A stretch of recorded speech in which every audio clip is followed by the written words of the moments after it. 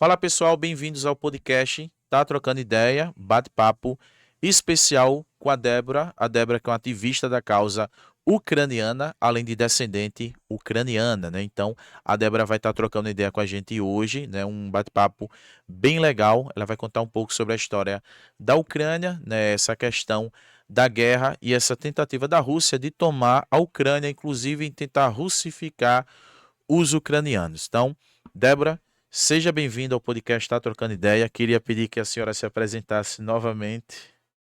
Muito obrigada pelo convite. Meu nome é Débora Seder, eu tenho 28 anos. Eu sou estudante de jornalismo e relações internacionais e venho de uma família tradicionalmente italiana. Legal. Você mora aqui no Brasil mesmo? Moro no Brasil, moro numa cidade no interior do Paraná.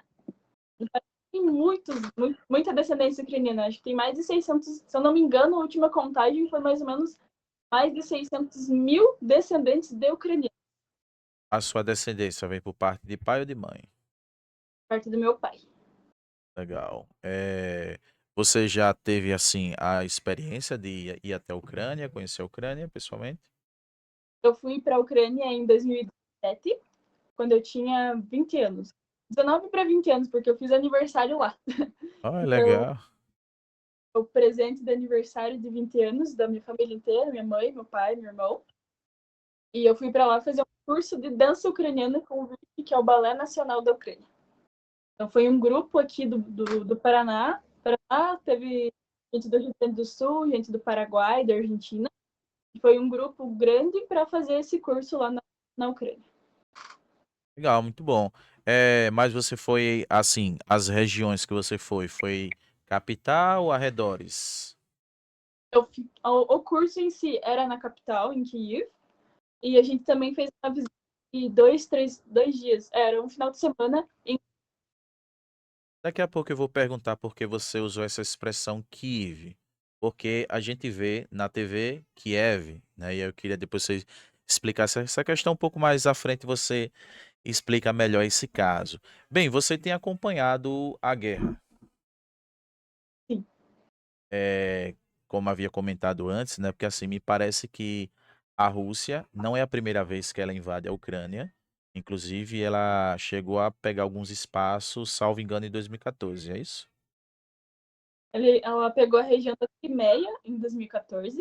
Ela invadiu depois da Euromaidan, que aconteceu da Ucrânia, né? Que foi quando, voltando um pouquinho à história, é, o presidente daquela época, Yanukovych, ele foi eleito e ele prometeu que ele ia tentar uma europeia e tudo mais. E aí, quando ele foi ter essa conversa, ele realmente ele teve essa conversa sobre talvez a Ucrânia entrar na União Europeia. E daí, o pessoal da Rússia falou: não, a gente não quer ir mais voltado ao lado russo. Ele decidiu que a população da Ucrânia se. Porque a Ucrânia tem, se eu não me engano, 35 anos de independência. Ela se tornou independente em agosto de 91. Então, são pouquíssimos anos para um país independente caminhar sozinho, porque ele veio da União da. Qual é o nome? Esqueci. Da soviética, né? Soviética. Saiu da. Saiu. Então, é pouquíssimo tempo para você criar suas próprias. Andar com as suas próprias pernas e tudo mais, né? Então, o que aconteceu foi isso, e a população se revoltou, e aconteceu tudo que a gente viu que aconteceu em 2013, 2014. E nesse meio tempo, a Rússia na e disse que era dela. Simplesmente entrou que era dele, o mundo inteiro fingiu que não viu e ficou por isso mesmo. É porque assim, eu particularmente, eu não era aquele aluno bem estudioso na escola, né? Eu conheço um pouco de história. Mas havia, né, questão da União Soviética, do qual a Ucrânia também fazia parte. Eu acredito que a senhora tenha estudado sobre essa questão. Nessa época da União Soviética, era a Rússia que comandava toda essa união ou havia, sei lá, uma divisão de poderes? Você sabe falar? Soviéticos. E os soviéticos eram os russos. Entendi. Mas é porque assim, há relatos, né? Pelo menos é o que Putin fala, de que a Ucrânia sempre pertenceu, entre aspas, à Rússia, né? Que eles eram russos, né? Quando ele fala isso, é porque ela era dominada nesse período da União Soviética ou realmente eles fazem parte da Rússia? Não. A Ucrânia não faz parte da Rússia, a Ucrânia tem a própria língua, a própria cultura, o próprio país. Tanto que, enquanto eles estavam. Até antes da União Soviética, quando tinha os czares, eles tentavam russificar a Ucrânia, falando que eles eram proibidos, por exemplo, de falar, eles não podiam ter a própria cultura. Então, essa tentativa não é de agora. Por isso que ele usa essa narrativa. Porque essa narrativa ela não é de. Tanto que existem muitos poetas ucranianos que eles não podiam publicar as suas obras em ucraniano. Eles eram obrigados a publicar as suas obras em russo. E a ensino da língua ucraniana ela também foi proibida diversas vezes, por muitas vezes. E quem tentava ensinar a língua ucraniana para os outros e era descoberto, podia ser preso, podia sumir do nada, né? Igual acontece hoje em dia que a gente vê algumas pessoas simplesmente saem na rua, puf, morri, né? Então, isso acontecia, eles podiam ser exilados em outro país e assim por diante. Então, essa é uma narrativa que ele usa que não é de hoje, que é usada, porque quando você quer dominar um país, você está para tudo que eles têm de identidade própria. Você tenta proibir a língua, você tenta proibir a cultura, você tenta proibir que eles sejam quem eles são. Então, isso acontece também nas escolas da Ucrânia. Você não podia ensinar ucraniano para os ucranianos nas escolas, eles eram alfabetizados em russo.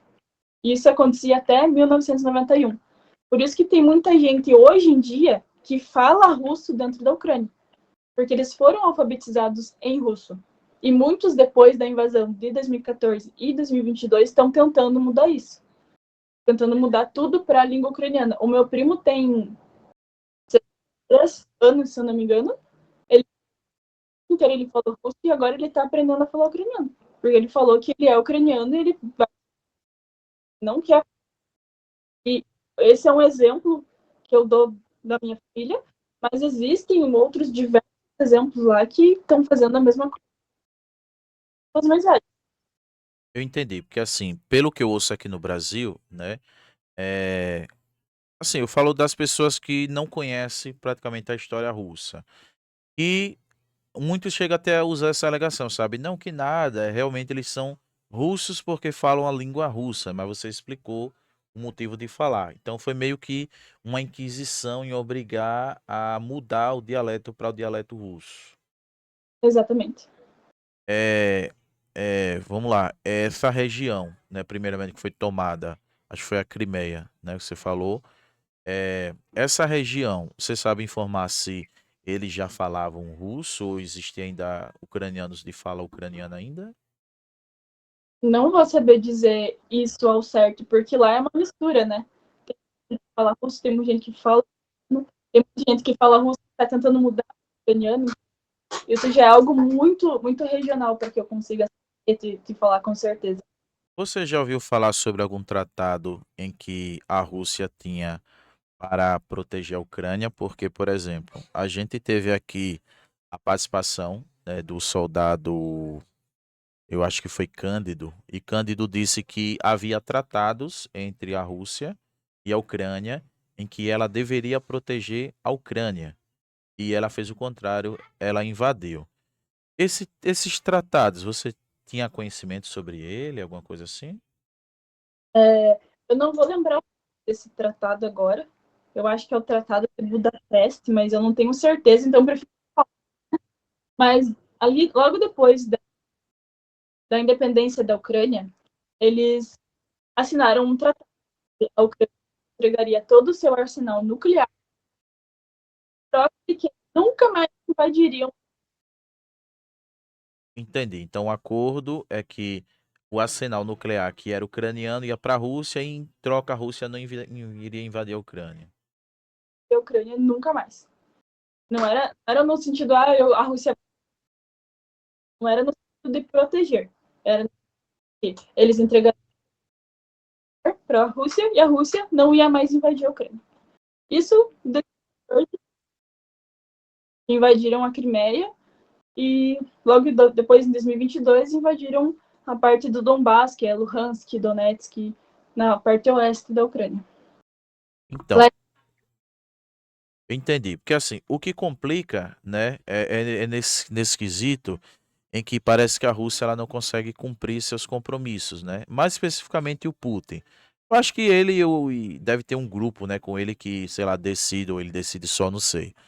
E você deve ter acompanhado, né, quando o Zelensky teve na Casa Branca e houve praticamente aquele circo montado para tentar desmoralizar o Zelensky. E Zelensky pediu garantias, né, garantias que os russos dessem, mas ele chegou até a comentar, né, que os russos não cumprem acordo, né, eles não cumprem as garantias que ele mesmo dá. Você tem essa mesma visão que Zelensky? Com certeza. Porque a gente de algo histórico, porque eles já fizeram isso tantas vezes, como que você vai confiar? Por isso que ele pede garantias. Do tipo, tá, a gente vai assinar um tratado, beleza. Mas e qual é a garantia que você vai fazer de volta? Aí o Trump fala, não, porque é um tratado comigo. Tá, mas essa não é uma garantia. Inclusive, assim, eu percebo que, sei lá, porque Trump quis colocar ele como não, porque era diferente, né? Era com Joe Biden. Mas é aquela coisa, né? Eu praticamente vejo o Trump fraco, na minha opinião, né? Por mais que ideologicamente eu sou conservador, de direita e tal, mas eu tô vendo ele fraco, né? Inclusive o mesmo que fez promessas de quando entrasse, caso o Hamas não devolvesse os reféns, né? O inferno ia acontecer e os caras não devolveu, o inferno não aconteceu. Então eu tô vendo como aquele cara que faz ameaça e não cumpre. E aquela coisa, né? Quando se faz ameaça e não cumpre, deixa o outro lado assim à vontade. Então, assim, eu tô vendo que Putin tá vendo ele como um, sei lá, um fraco. Alguns dizem que há uma possível associação de Trump com Putin, sei lá. Nesse sentido político, né? Como é que você enxerga? Realmente há uma associação entre, uma aproximação entre Trump e Putin, ou você vê como um Putin ou um Trump fraco politicamente? Na verdade, sim. O que aparenta, não sei se realmente é, que ele está sendo um fantoche. Assim, o Putin, ele repete. Tanto ele como aquele. O acho que é o. Então, assim, tudo que eles falam em sentido à Ucrânia me parece narrativas russas. Parece que alguém fala para ele e repete. Então, aparentemente, ele parece ser um fantoche do que tem uma que ele tenha algum cabo preso, alguma coisa. Não, porque tudo que o bate no tempo todo no Zelensky. O tempo todo o Zelensky tá errado. Então, assim, eu cheguei no momento de pensar, sabe? Entendi. Entendi. É, outra questão, né? Porque assim, parece que antes do Zelensky entrar, era um presidente pró-Rússia, ali mais próximo dos russos. Eu esqueci agora qual era o nome do presidente anterior, mas me parece que ele era mais prendido para a Rússia, né? Então a Rússia meio que tinha um domínio nos bastidores. E aí eu acredito que o povo cansou de ser dominado e se revoltou, houve até alguns protestos e tal, e decidiu escolher Zelensky, né? Zelensky que anteriormente era um comediante. Então, talvez eu entendi como um, sei lá, um desespero da população e não acreditar mais na influência russa na Ucrânia e decidiu colocar até é melhor um comediante do que um russo no poder. Você É que, acha que Zelensky ele tem feito um bom trabalho, né, e principalmente à frente da Ucrânia nesse período de guerra? É que, na verdade, assim, antes do Zelensky era o Poroshenko. E o Poroshenko, ele nunca foi para a Rússia. Ele era totalmente contra os russos. Então, teve o Viktor Yanukovych até 2014, Eu acho que 2013 era esse que era pró-Rússia, né? para russo. Tanto que quando ele fugiu para a Rússia e está lá até hoje. Aí veio o Poroshenko, o Petro Poroshenko. Ele é totalmente nacionalista ucraniano. E depois dele veio o Zelensky. Todo mundo fala que o Zelensky é um comediante, mas ele é extremamente estudado. Ele é formado em direito. Ele, então assim, o pessoal lembra só de um ponto dele. Só lembra que ele foi comediante, mas enquanto ele estudou, ele fala diversas línguas. Ele é uma pessoa muito inteligente.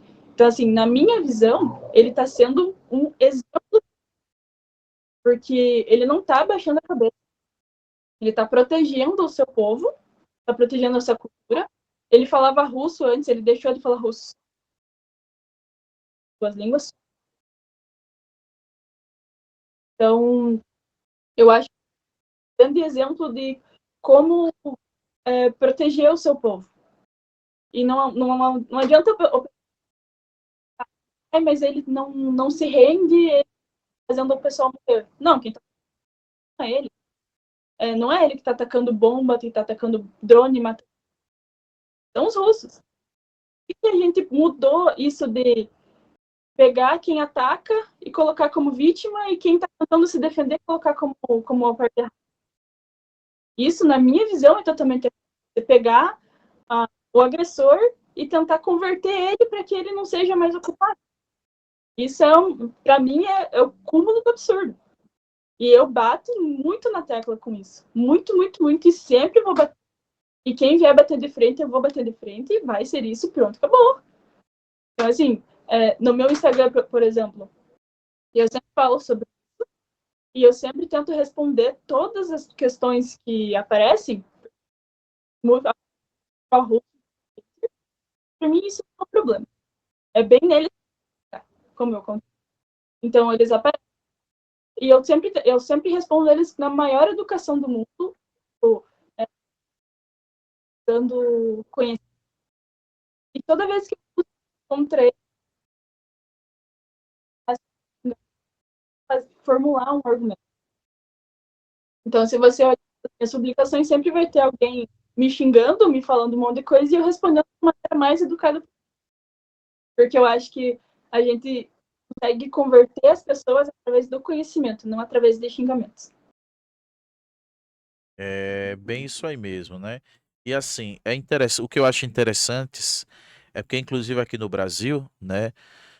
E assim, eu acho que meio que a política, né, acabou deixando as pessoas meio, sei lá, meio estranhas da cabeça, né? Porque é, para muitos brasileiros, né? Porque assim, eu tô falando mais do meu lado ideológico, né? Porque eu sou mais de direita, aprendo mais pro lado do conservadorismo.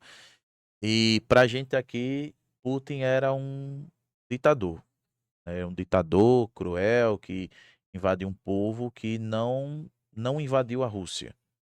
Mas aí, depois que Trump começou meio que a sinalizar para Putin, aí começou a mudar as narrativas, aí começou a ver Putin como o bonzinho e Zelensky como o ditador, né?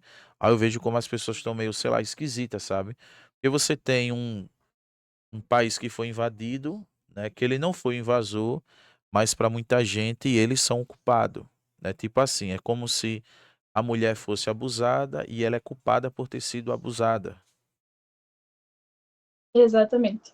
É você falar, a mulher, ela tá usando tal roupa. Qual é o sentido disso? É isso que eu falo. Em que momento que a gente pega a vítima e coloca como culpada e deu. Então, assim, na minha cabeça, isso nunca vai fazer sentido. Ai, porque a Ucrânia fez tal coisa. Tá, mas a Ucrânia fazer tal coisa faz com que o outro possa atacar e matar as pessoas. Porque não tem gente morrendo dentro da Rússia. Entende? Não tem criança, não tem idoso morrendo lá dentro. Porque, se for analisar, eles atacam os civis. O que a Sume, umas semanas atrás, no Domingo de Ramos, Eles atacaram a saída de uma igreja. Quem que vai sair da igreja? Os militares? Quem vai sair da igreja? Idoso, criança. Eles mataram mais de 30 pessoas. Dentro dessas 30 pessoas, idosos, crianças, homens e mulheres com a militar. São pessoas que estão tentando viver suas vidas. Em um país que, infelizmente, elas não conseguem viver na normalidade que a gente está vivendo. A gente pode sair na rua sem se preocupar. Tem que pensar, tipo, tocar uma sirene, eu tenho que correr para me proteger, porque pode ser que caia um drone, pode ser que caia uma bomba na minha cabeça. A gente não, a gente sai tranquilamente. Agora, eles vivem uma necessidade, já vi uma, vou sair comprar um pão, mas pode ser que eu não volte. Pode ser que eu não volte. Então, é isso que eu queria que as pessoas entendessem. Que elas colocassem que está sofrendo tudo que sofre vira ocupada. É uma coisa que eu sempre bato na tecla. Se a Rússia parar de atacar, a guerra. Agora, se a Ucrânia parar de se defender, a Ucrânia. Porque o que eles querem? Que os ucranianos se rendam totalmente a eles. Porque eles têm vontade. E isso é algo que nunca vai acontecer. É verdade, né? E assim, você comentou, né, até sobre a questão desse caso, né, da igreja, e me parece que estavam meio que querendo fazer um acordo de cessar-fogo, né? E assim, rolou em portais aqui brasileiros, né, inclusive saiu no jornal e tal, que Trump estava próximo de fazer um acordo com Putin, né, que ele tinha meio que aceitado as regras. Mas quando foi algumas horas depois, atacou a Ucrânia e mais especificamente civis, né? Então, assim, a gente vê, né, que são ação de ditadores, né, como o próprio, sei lá, o próprio os Estados Unidos trata o Hamas como ditador por atacar civis, né, terroristas, e me parece que a Rússia está seguindo o mesmo caminho, está atacando civis, né, pessoas que não têm praticamente assim a ver com a guerra. Você acredita? É porque assim, no início da guerra, eu acompanhei pela mídia daqui do Brasil, tinha relatos, né, saía vídeos, né, na internet, de tanques passando por cima de carro, de civis, essas coisas toda. Alguns diziam que era fake, que não era verdade. Você tem informações sobre isso, se realmente eles chegaram a atacar civis ali no início da invasão? E tem uma cidade que se chama Bucha, que é o grande exemplo que a gente tem. Isso foi em 2022. É uma cidade na Oblast de Kyiv.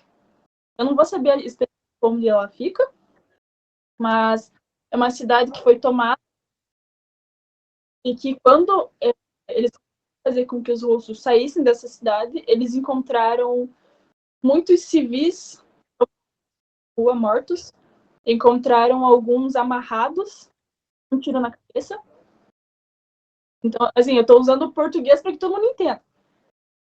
Acharam mulheres violadas, para não usar outra palavra pior, né? E mortas por causa disso. Isso tem foto, tem vídeo, e esse aí foi o cúmulo. Mariupol, se não me engano, aconteceu a mesma coisa. Então, assim, relato, né?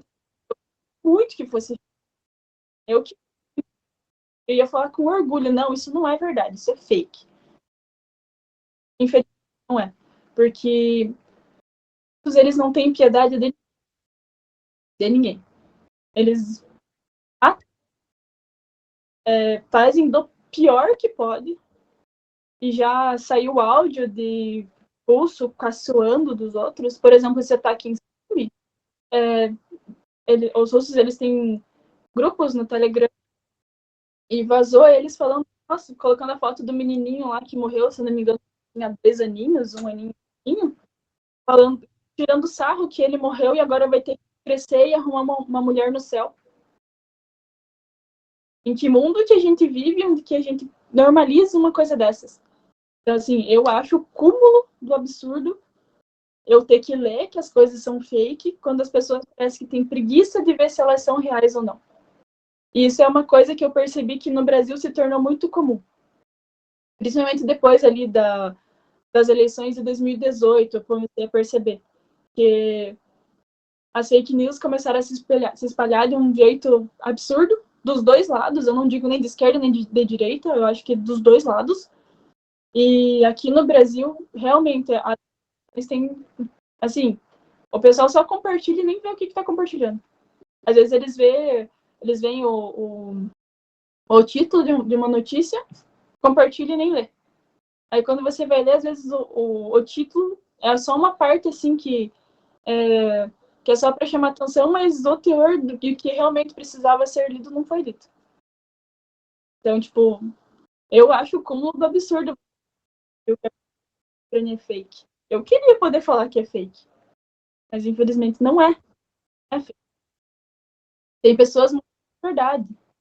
Tem soldados morrendo de verdade. Eu queria mesmo que a gente pudesse ver que não é tudo mentira, para ver que lado que é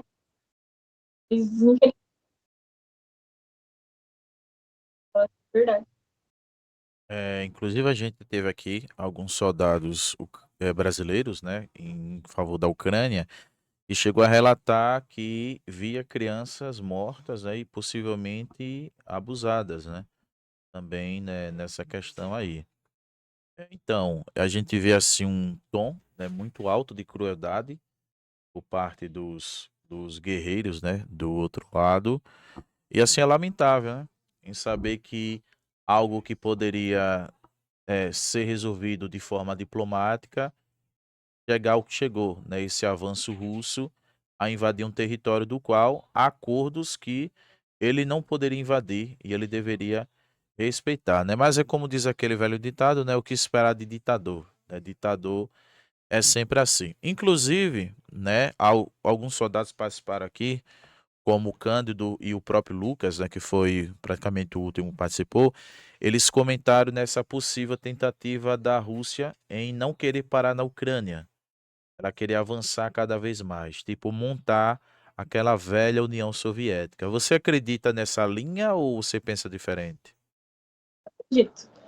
Porque o próprio Putin já falou às vezes que a dissolução da União Soviética foi o maior erro. E ele é uma pessoa que está no poder há muito tempo. Muito, muito, muito tempo.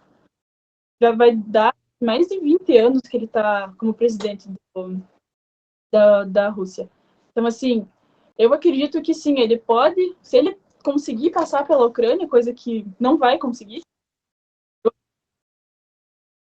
no Ucrânia, porque quem está lutando, porque está colocando a própria vida, tanto os ucranianos como o brasileiro que está lá, não digo todos, mas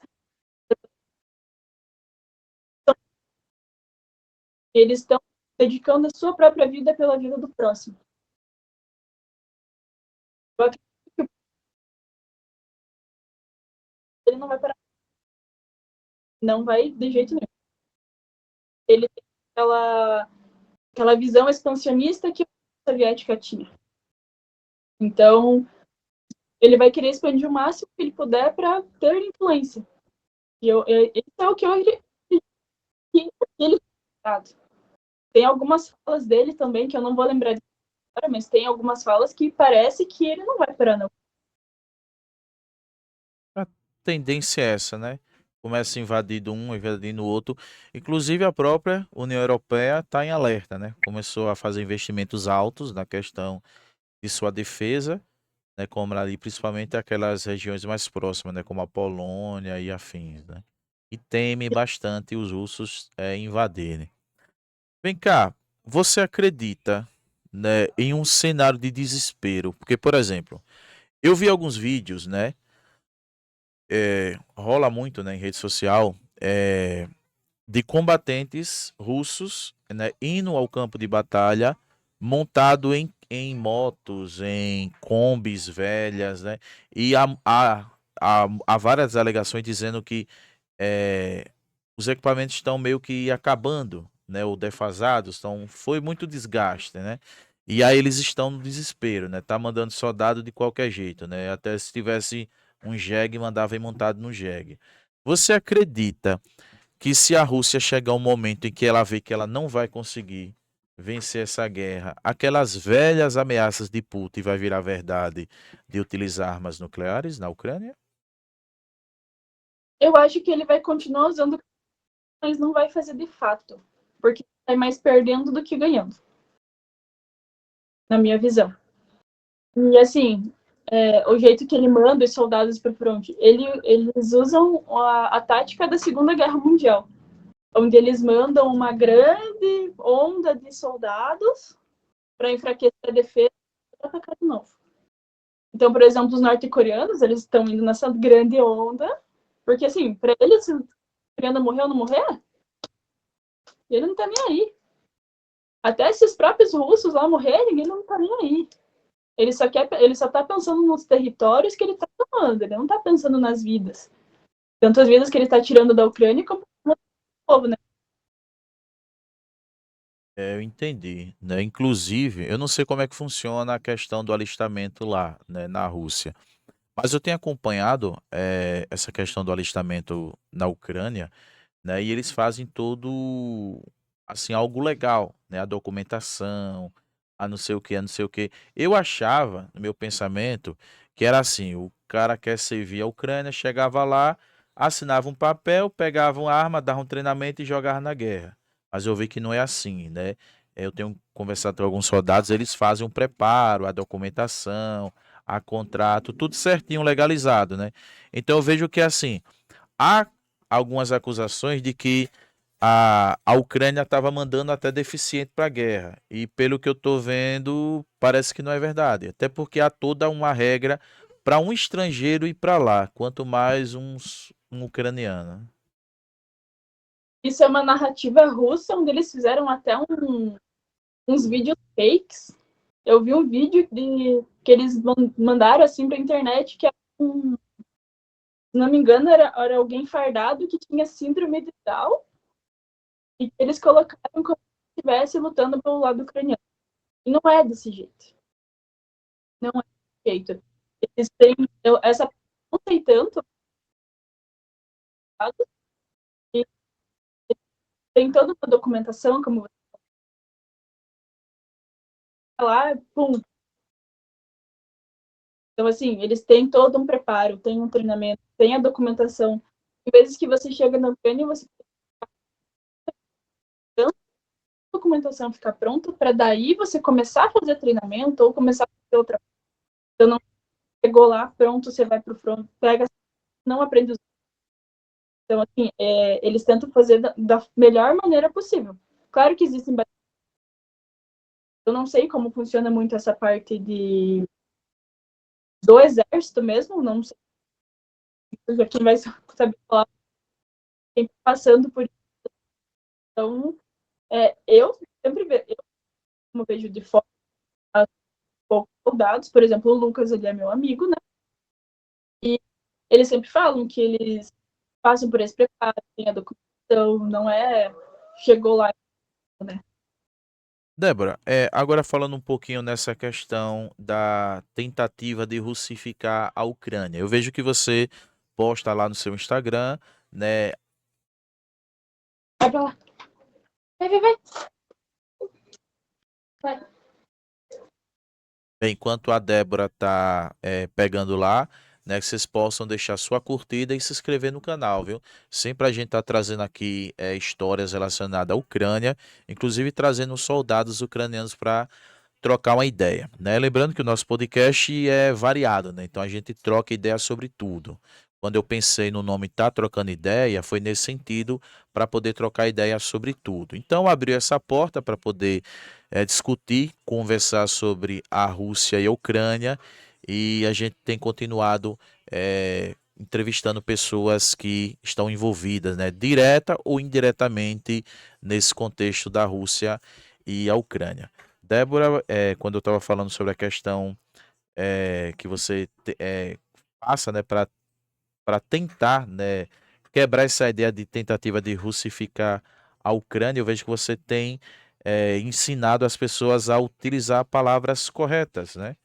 E é uma das minhas curiosidades, porque na mídia tradicional aqui no Brasil, a gente ouve muito a palavra Kiev, né, para falar sobre a capital da Rússia ou da Ucrânia. Mas foi no seu Instagram que eu aprendi a falar Kiev, que eu não sabia que era assim. Aí eu queria que você comentasse um pouco sobre esse seu trabalho. Então, essa questão em si é bem tudo que eu já comentei agora há pouco, que era proibido o ensino da língua ucraniana, né?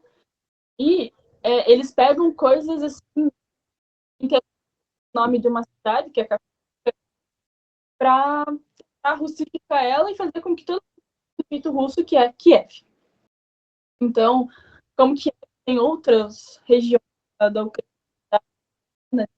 Lviv, que é o nome é Lviv, em russo é Lvov, se eu não me engano. Então, essa parte da questão da questão da Ucrânia, que não começou lá atrás. Então, na minha toda falam Kiev,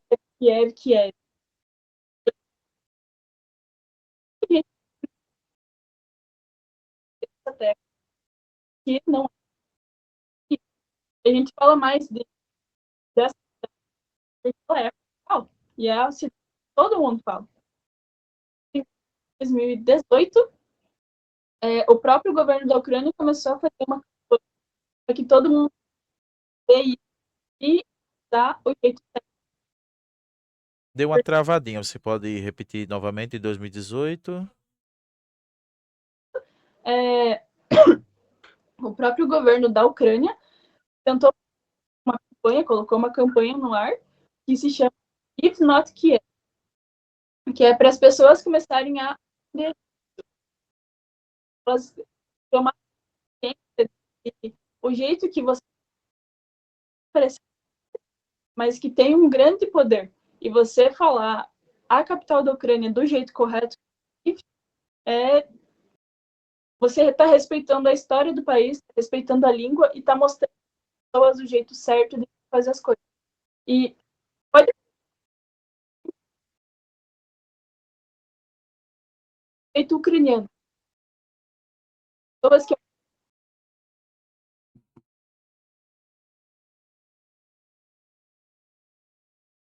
própria língua. Isso é algo que eu repito diversas vezes.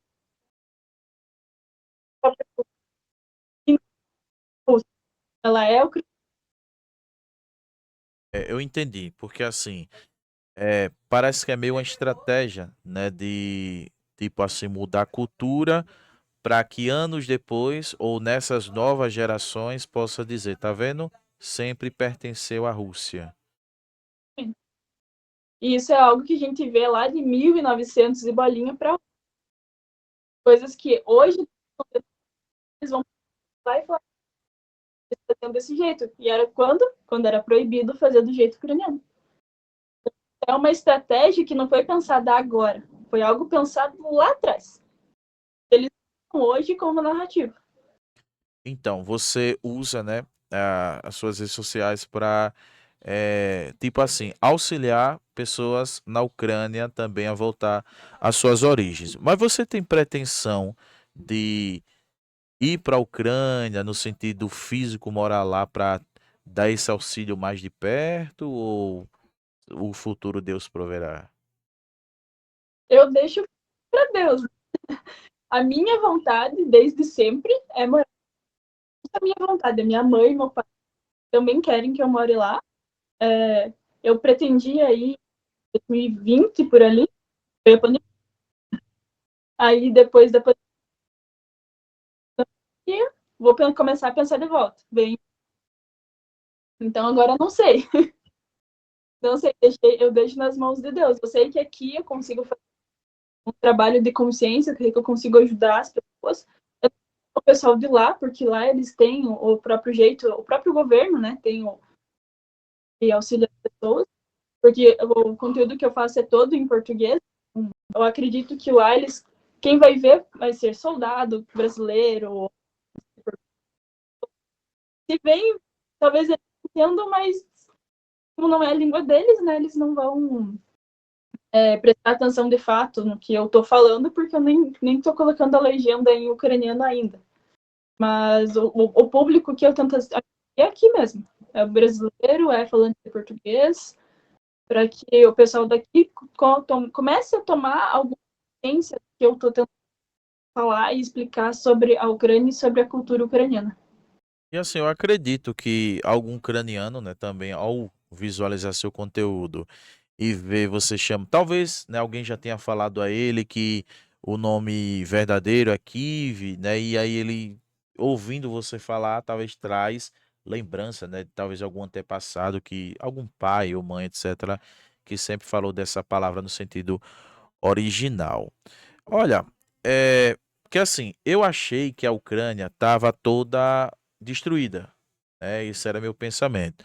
Aí eu vi um vídeo hoje, foi feito por Cândido. Tava Cândido, Lucas, Rafael e eu não me recordo dos outros, são soldados brasileiros. Ele estava passeando por uma cidade a mais ou menos 15 quilômetros do fronte. E ele estava mostrando, entre aspas, a normalidade da cidade. Eu caminhando, indo para os seus trabalhos, ele foi no shopping, tudo certinho.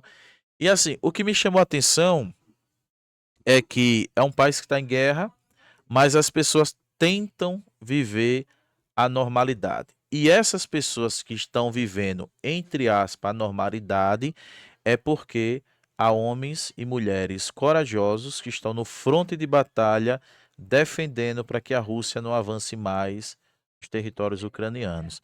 E aí eu queria saber, né, a sua opinião, né, o que é que você, olhando mais para o Brasil, né? O que é que você acha desses brasileiros que têm saído daqui e têm ido lá para a Ucrânia defender um povo que não é o seu povo? Na sua opinião, o que é que você pensa desses brasileiros? Existem Não os que, entendi. que existem brasileiros e brasileiros. Os que realmente estão lá por um Ucrânia, defender o seu povo de maneira verdadeira, na minha opinião, alguns já perderam a vida tentando ter essas pessoas, porque os próprios civis falam para eles o quanto eles têm orgulho, o quanto eles agradecem. Eu, Débora, às vezes tá meio que dando uma pequena cortadinha no seu áudio. Eu não sei se você fosse aproximar do celular, se ele melhora. Só por questão de curiosidade. Fale agora, próximo, assim, né, nessa posição, para ver. melhorou agora? Acho que sim, pode falar. Quer que eu comece de novo? Pode? Agradeço. Na minha opinião, existem brasileiros. Por que eu digo isso? Porque existem brasileiros que chegam lá e, né? Isso a gente vê relatos de, não vou citar nome, não vou falar, cada um tem a própria consciência. Eu, particularmente, tento ajudar o máximo que eu posso, porque eu também de alguma ajudar tanto um pouco os soldados como os refugiados, os civis e tudo mais, né? E chegam relatos pra gente de todos os tipos, né? Mas eu acho que assim, cada um tem a sua consciência e seja o que Deus quiser deles, entendeu? Mas os que estão lá realmente para lutar, para fazer o certo, para proteger as pessoas do da Rússia, para fazer o certo, eu particularmente tenho muito orgulho deles. Eu falo isso para os meus amigos. Eu tenho amigos lá que estão no front lutando hoje. Eu tenho muito orgulho deles. Eu tenho orgulho do que eles fazem, do que, porque assim, eles não precisam mostrar o que eles fazem para serem verdadeiros heróis. E na Ucrânia eles são considerados heróis. Todas as pessoas que lutam pela Ucrânia são consideradas heróis. Então, eu tenho muito orgulho deles. Nunca influenciei ninguém a ir para lá. Eu sempre falo, não vá, porque quando você vai, você voltar, a chance é pequena, porque aquilo lá é diferente de qualquer coisa do que a gente já viu de qualquer lugar. Porque lá lá tem uma mistura do antigo e do novo, que são os drones, coisa que é nova agora, que a gente está vendo agora. Então, assim, eu nunca influenciei ninguém a ir para lá e nunca vou influenciar. Todo mundo que chega para falar comigo, eu sempre falo, não vá, repense 10 vezes, porque não é brincadeira, aquilo lá, você está mexendo com a tua vida, e não só com a tua, porque quem fica depois sofre muito mais. Claro que morrer por uma causa é algo honroso, com certeza. Eu acho honroso demais, só que às vezes eu sempre falo, você não precisa estar no front para ajudar, você pode ajudar de outras maneiras. Inclusive, eu tenho um vídeo no meu perfil que eu falo 5 maneiras que você pode ajudar a Ucrânia sem estar lá. Seja doando, compartilhando notícias verdadeiras, e mais outras questões ali que você pode ajudar. Então, você tá lá é sim muito honroso. Eu sinto muito orgulho dos meus amigos que estão lá, não só brasileiros, como ucranianos, como de outras nacionalidades. Eu acho que eles estão lutando por uma causa nobre, não só pelos ucranianos, mas acaba sendo pelo mundo inteiro. Inclusive, né, aproveitando nesse ponto, que assim, eu penso parecido com você, né? Eu particularmente, eu não aconselho ninguém aí, né? Porque assim, lá realmente é guerra, é um cenário diferente. É porque assim, tem gente que compara, né? Ah, mas o Brasil é meio que uma guerra, né? A questão de favela, só que lá é um cenário diferente, é guerra, guerra, guerra mesmo, né?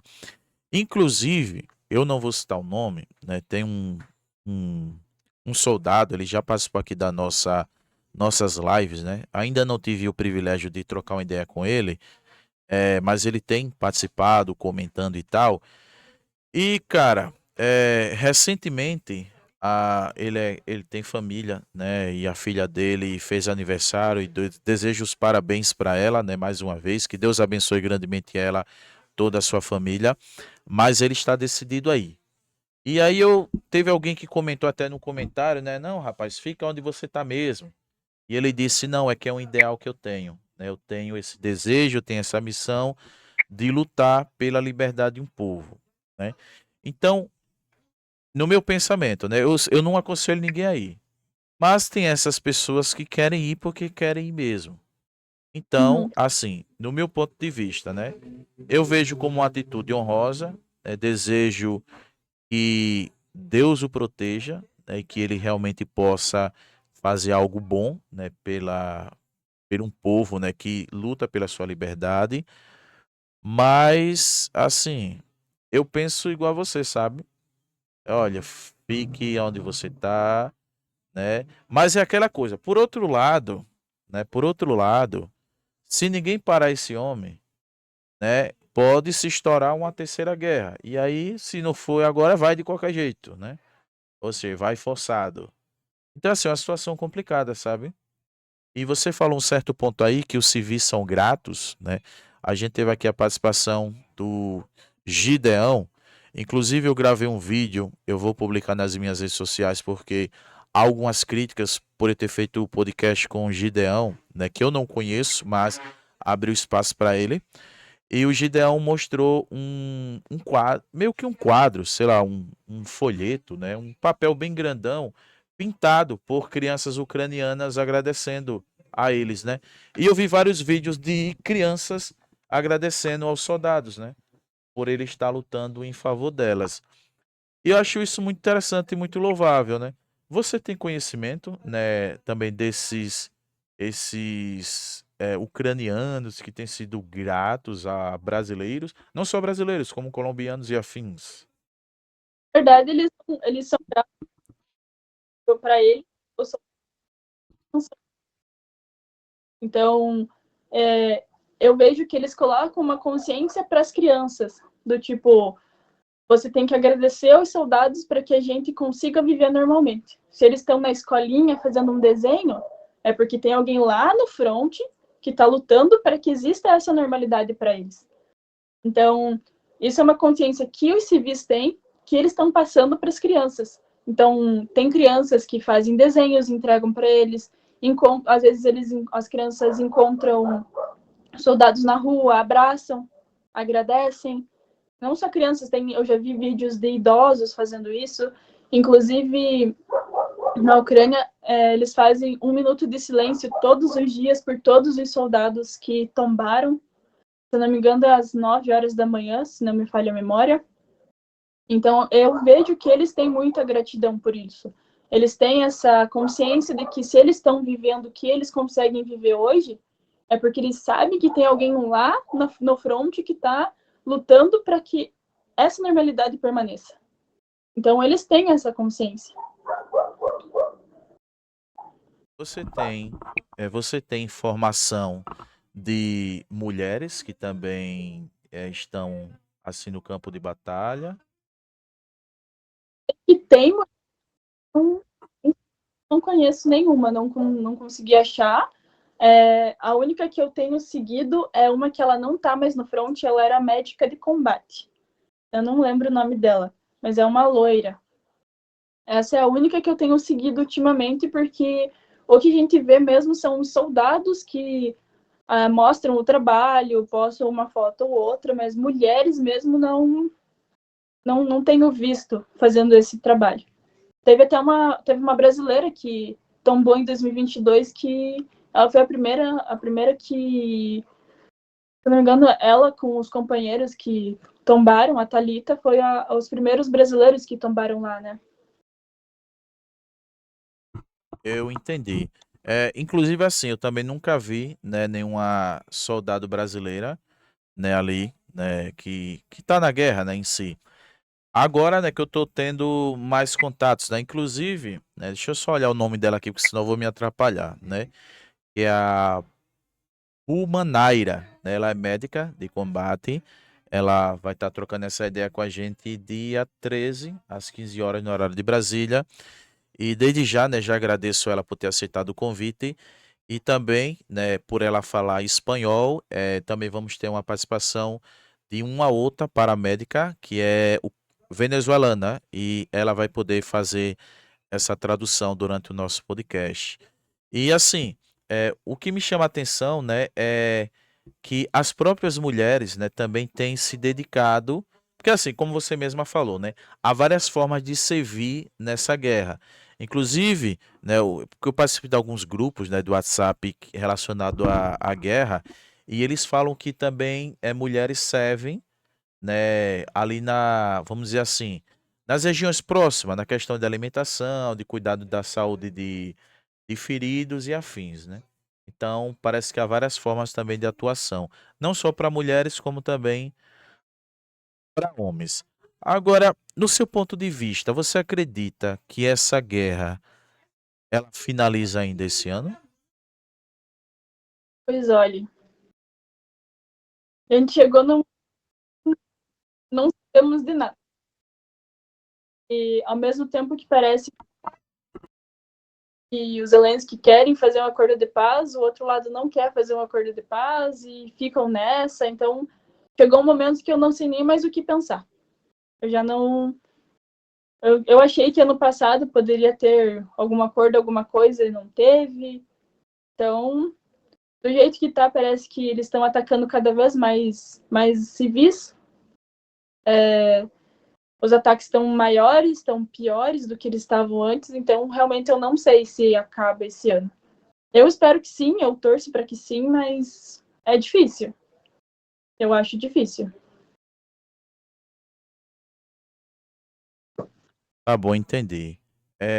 Débora, é assim, né, eu agradeço, né, assim, o bate-papo é muito bom, né, tá sendo muito bom, né, assim, ouvir, né, mais, né, de alguém que praticamente não só conhece, né, a guerra, como também tem essa aproximação, né, pelo fato de ter vamos dizer que essa parte, né, da descendência ucraniana. Eh, assim, no seu ponto de vista, né, você porque assim, eu não quero muito tocar na questão da política local, né, mas há uma festividade lá na Rússia, né, que inclusive é é relacionado a uma certa comemoração na questão da derrota do nazismo e tal. E o governo brasileiro também foi, né, foi para apoiar também a entre aspas, né, apoiar, tá lá presente, né. Como é que você vê essa aproximação do Brasil com a Rússia? Lamentável. Essa é a palavra. É, país, muitos descendentes de ucranianos com um líder se aliando ao seu inimigo. Ainda mais um ditador como Putin que só tem feito o mal. Então, eu fico extremamente triste, indiferente de voto, de lado, eu fico extremamente triste porque eu esperava, não que eu esperava, mas eu queria que o Lula tivesse mais dignidade para fazer as coisas referentes à Ucrânia, porque ele ignora totalmente a parte ucraniana, parece. Para ele não existe guerra na Ucrânia, né? Eu fico extremamente triste, triste de verdade. Entendi. Porque assim, de fato, parece que, o governo tem uma certa aproximação, né, com esses ditadores, né. A Rússia não é a única, né, como a Venezuela e afins. E assim, hoje eu entendo que é fácil você saber qual é o lado certo. Aí agora voltando para a Rússia, né. Porque a Rússia, ela tá quem apoia a Rússia, né, praticamente são, países ditatoriais, né, como a China, Coreia, Venezuela, né, ali a como é o nome daquele país? O Irã, né, e afins. Então, você acredita, na sua opinião, que essa invasão, né, justificada porque assim, o Putin justificou de que o problema maior foi a Ucrânia querer entrar na OTAN, alegando que a OTAN estaria ali com seus armamentos próximos, poderia invadir a Rússia e tal. Você acha plausível essa justificativa? Não existe justificativa de um país e matar pessoas. Essa é a minha opinião. Ele pode falar o que for. Nada justifica. Nada. Você falar, ai, porque eu preciso desnazificar a Ucrânia, eu preciso desmilitarizar a Ucrânia. Não é problema seu, por exemplo, sabe? Eu acho um absurdo não, você tentar justificar o injustificável. Porque se você reparar bem nas falas do Putin, o tempo todo ele muda a justificativa dele. Uma hora eu preciso desmilitarizar, outra hora eu preciso desnazificar, outra hora é porque eles entraram na OTAN, outra hora é por causa disso, por causa daquilo. Então, assim, o tempo todo ele tenta achar um porquê daquilo, mas não existe um porquê de fato, assim, que seja justificável. E tudo que ele falar não é justificável. Na minha opinião, não existe uma justificativa para você matar pessoas. E é o que ele está fazendo, ele está matando pessoas. E para mim isso não existe justificativa. Então, tem pessoas que chegam para mim e falam: ah, mas é porque a Ucrânia queria entrar na OTAN. Tá, mas o problema é de quem?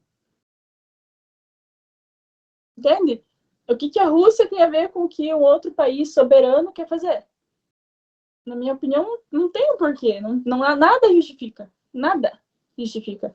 É por isso que eu luto tanto pela Ucrânia, porque eu acredito na Ucrânia. Eu sei que ela é soberana e ela tem. Vou bater de novo nessa tecla. Ela tem a própria cultura, tem a própria história e ela pode caminhar sozinha. Não tem um outro país que tem que chegar lá e falar o que deve e o que não deve fazer. E é o que o Putin quer.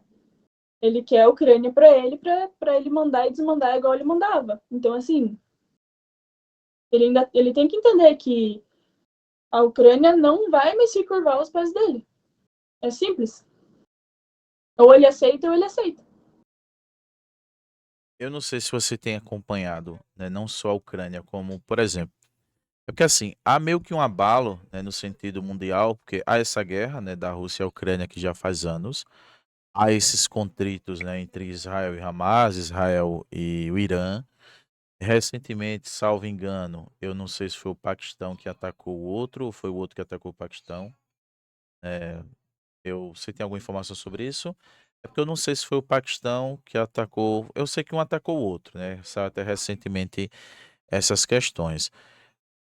Essas, meio que essas guerras que está se iniciando, você acredita que uma hora ou outra, a gente vai enfrentar uma terceira guerra mundial?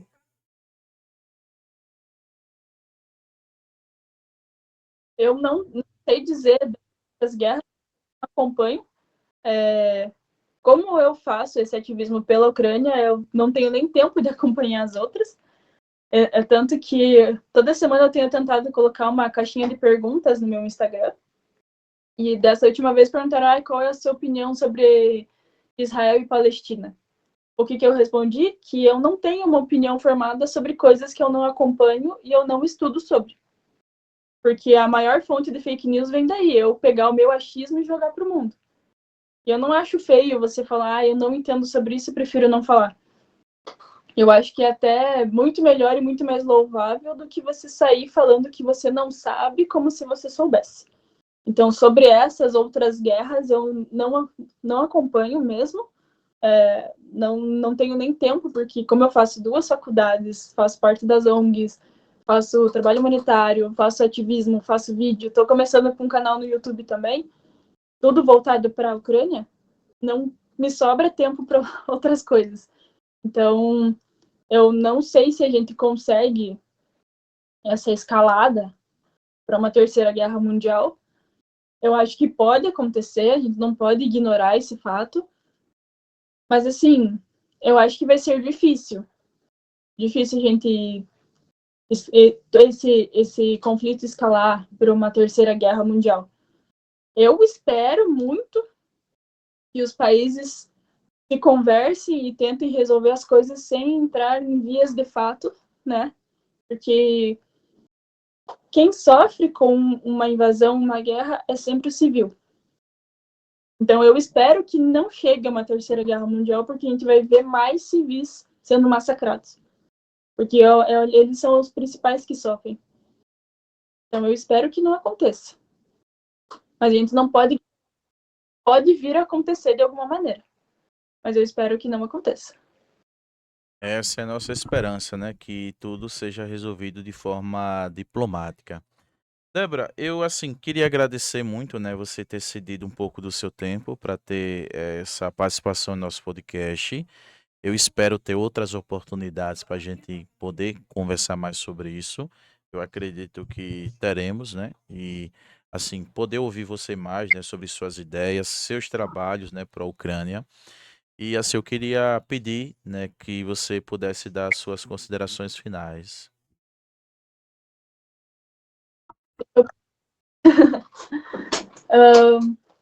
Para quem não me acompanha e acompanhou o podcast, me siga no Instagram, no YouTube. Eu estou sempre tentando trazer algum conteúdo relevante para que as pessoas entendam sobre a história e sobre a cultura da Ucrânia. Como eu falei, eu quero que a Ucrânia seja lembrada pela parte boa, não que a parte ruim não deva ser lembrada, ela tem que ser lembrada, tem que ser falada, tem que ser mostrada. Mas a parte boa da Ucrânia, que é a cultura, a culinária, a história, ela tem que vir antes na sua cabeça do que vir a guerra. O que no momento agora é o contrário. Primeiro a gente pensa Ucrânia guerra, depois Ucrânia história.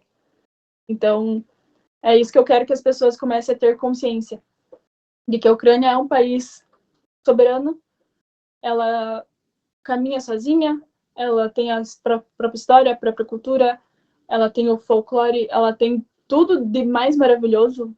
Ela tem monumentos históricos maravilhosos, ela tem poetas maravilhosos. Inclusive, eu vou começar a trazer mais conteúdo sobre os poetas ucranianos. E, inclusive, tem um poeta, que ele era bem nacionalista ucraniano, que ele falava, tem um poema que ele fala: estudem, irmãos meus, pensem, leiam, aprendam o alheio, mas não esqueçam do que é seu. Então, acho que essa é uma boa maneira de eu me despedir. Então, não só sobre a Ucrânia, mas sobre qualquer outra etnia e histórias. Pensem, aprendam o que é dos outros, mas nunca esqueçam das suas origens. Então, pensem, leiam, aprendam o alheio, mas nunca se esqueçam do que é seu.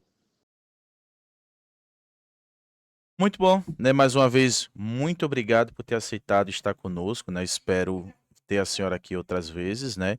E como sempre, pedir o pessoal de casa que possa seguir o nosso canal, deixar o seu joinha, e eu vou deixar na descrição do vídeo. Na realidade, já está na descrição o Instagram da Débora, e também vou estar compartilhando lá em nosso canal oficial no Instagram. Lembrando que logo depois os cortes desse bate-papo sai no YouTube, no Instagram, no TikTok e no Kawaii. Valeu, obrigado por ter estado conosco e até o nosso próximo bate-papo do podcast Tá Trocando Ideia.